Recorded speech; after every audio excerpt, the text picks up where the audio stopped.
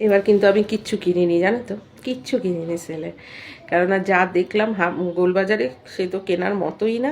Nightie নইটি 150 টাকা 200 টাকা বলছে, তো 150 200 দিয়ে আমি এখন সেলে শুধু শুধু ইনভেস্ট করে আমার লাভ নেই। যা ঘরে আছে পড়তে থাকি, প্রচুর নাইটি আছে। সেদিন কিন্তু দোতলায় গিয়ে আরও 2টো নাইটি পেলাম। ওই চলতে থাকো, ওগুলি পুরনো হলে মাকে দেবো, কেননা মাকে দিতে গেলে আবার নিচ কেটে দিতে হয়, কারণ মা এখন ভারী নিচটা রাখতে পারে না।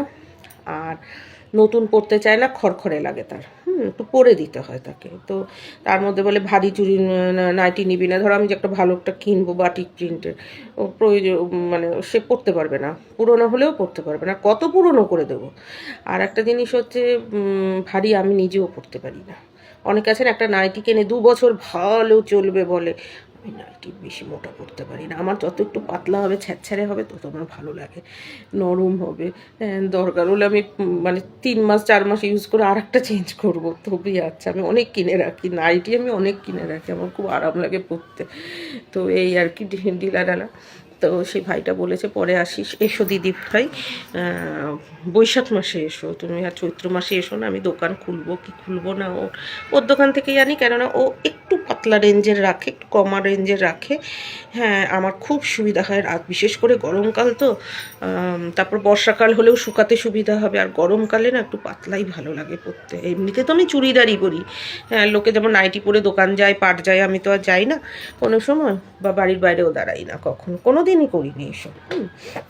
আমার মা খুব করা, প্লাস আমাদের অভ্যাস নেই এসবের। হ্যাঁ, আমাদের একটু আব্রুতেই থাকতে হয়। তো যাই হোক, এই আর দেখবো শুধু সুতির ওড়না আছে কিনা কতগুলি, ওড়না আমাদের খুব লাগে।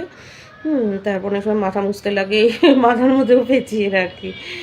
তারপরে এই আর কি, এই একটু দেখবো হাউস কোট আছে কিনা, নয়তো ভাইয়ের থেকে জুতো কিনে নিই, কারণ জুতো প্রচুর আছে। আর জুতো বিক্রি হচ্ছে সেলে বলে 150 টাকা, সেই জুতো এমনি সময় বিক্রি হয় 100 টাকায়। মানে জানে তো সেলে আসলে মানুষ সেলের জিনিস বলে লাফিয়ে গিয়ে কিনে নেবে।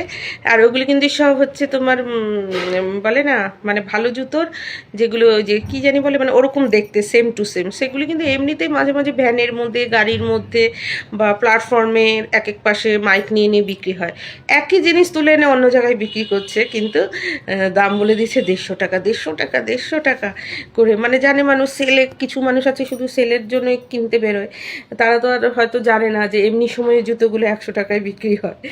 ভাবছে যে সেল, যেহেতু সেল নাম ছাপটা পড়ে গেছে, সেল, এখন সেল সিজন চলছে, তাই এটা বোধহয় সেলেরই মাল, বোধহয় এটা অন্য সময় 300 টাকা, আদতে না, এটা বরঞ্চ অন্য সময় 100 টাকা, সেটাকে 200 সেটা বিক্রি করছে 150 করে। জানো, কচুয়াতে দেখলাম 150 করে। আমি ও মা, এগুলিতে দেখি ওই জায়গায় 100 টাকা, আর আরেক জায়গায় দেখেছি আমি নিজে 80 টাকা। হ্যাঁ, চিন্তা করতে পারো।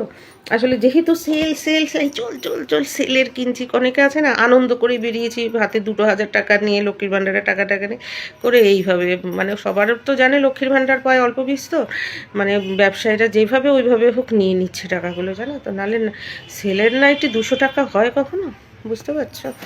দোকানের সামনে তারা বসছে, বলছে কি এটা নাকি দোকানের মাল। আবার যদি বলি কোন দোকানের মাল, ওই তো ওই তো ওই তো ওই দোকানের, ওই দোকানের। আমি তো কিনতে যাই না, আমি ওইগুলি দেখি। আমি মেইনলি কিনতে যাব হচ্ছে একটু বিছানা চাদর যদি পাই। আর আমি কয়দিন ধরে বলেছি না, বালিশ বালিশ বালিশ বালিশ বালিশ, আর আমার হয়ে ওঠেনি।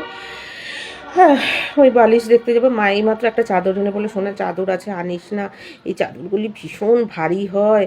তো বলেছি কিনবো, সেরকম না পেলে কিনবো নাকি। আমি এখন পেতো না, থাক, যদি একটু ভালো করে ধোয়া দেওয়া যায় দেখা যাবে।